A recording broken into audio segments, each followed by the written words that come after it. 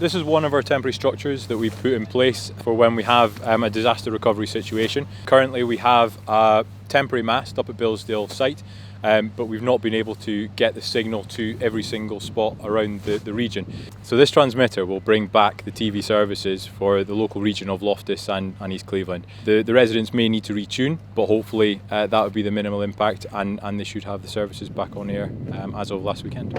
This structure receives the services through the satellite dishes that are lower on the structure, and it will be distributed from the antenna at the very top.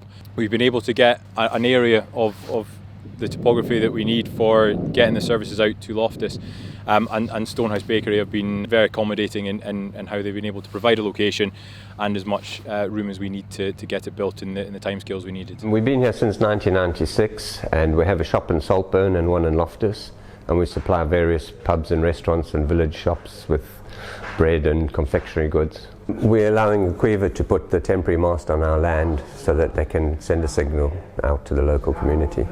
People haven't had television for a few months now, and so it's great to be able to help people to have television.